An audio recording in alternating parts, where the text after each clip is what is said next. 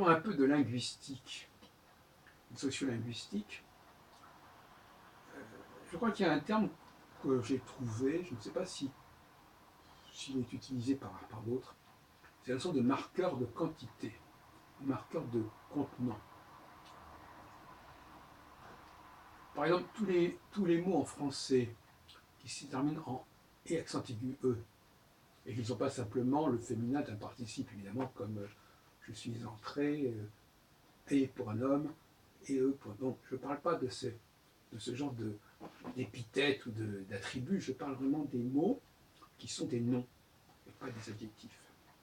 Et je m'intéresse aux noms qui se terminent en et accent aigu e, et non pas aux participes ou aux adjectifs. On est bien d'accord là-dessus.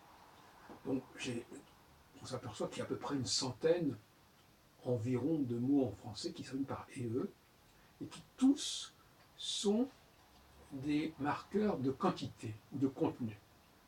Une assemblée, c'est l'ensemble des personnes qui sont rassemblées.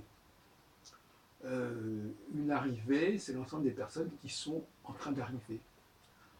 Donc c'est souvent des verbes, c'est une forme de substantif. Une destinée, c'est le contenu d'un destin. Une entrée, c'est tout ce qui se passe à l'entrée des choses. Une maisonnée, c'est tout ce qu'il y a dans la maison, parce que c'est le terme que j'emploie pour mes travaux actuellement. Une coudée, ça correspond à une petite mesure, c'est le coude.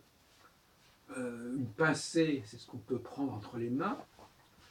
Une cuillerée, c'est ce qu'on peut prendre avec une cuillère. Une tablée, c'est ce qu'on peut mettre sur une table. Une voiturée, c'est ce qu'on peut mettre dans une voiture.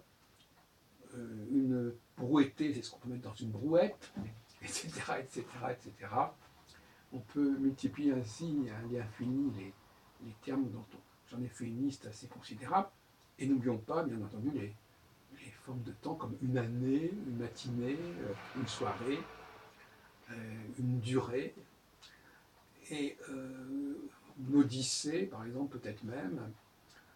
Tout ça, ça nous renvoie à l'idée de quelque chose qui remplit, c'est un remplissage. Le EE est la marque nature. On remplit un cadre. Un an, c'est le cadre, et une année, c'est ce qu'on met dans le cadre. Une cuillère, c'est le cadre, une cuillerée, c'est ce qu'on met dans la cuillère. Une bolée, c'est le cadre, et la bolée et le bol, c'est le cadre. La bolée, c'est ce qu'on met dans le bol, notamment pour le cidre, je sais pas quoi. Et etc., etc. Donc, c'est le problème du contenu. Donc, le destin, ce serait le cadre, et la destinée, c'est le contenu du cadre, le contenu du destin. Et je crois que ce n'est pas suffisamment conscientisé, cette problématique-là. Elle est intéressante parce que justement, c'est peut-être pas complètement indifférent de constater que le contenu est au féminin et que le contenant est au masculin. Et que c'est le cadre, l'homme établirait le cadre, en quelque sorte, et la femme mettrait du contenu, prolongerait, développerait. Par exemple, à la limite, l'homme, dans la procréation même, introduit un processus, donc un cadre, et la femme mettrait un peu une sorte de contenu, elle remplirait. Il s'agirait de remplir, finalement. Et elle-même, d'ailleurs, elle est censée se remplir, de toute façon. Donc, c'est intéressant, cette féminisation de nos...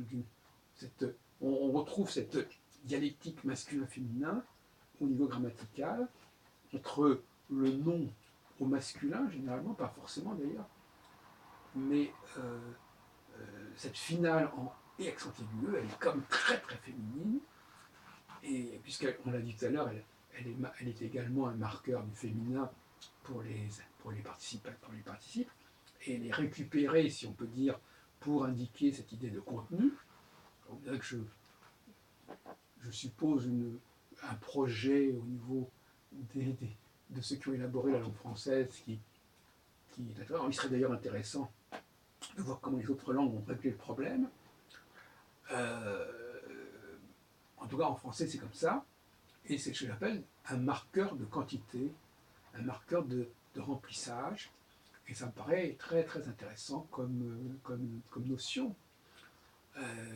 C'est- et je n'ai pas vérifié, mais il me semble que malgré tout, c'est une notion qui n'a pas été assez travaillée, qui n'a pas été assez décrite. Alors, on pourra me dire que vous pourrez me prouver le contraire, mais je crois que ça valait la peine de vous le signaler comme piste de recherche et de réflexion.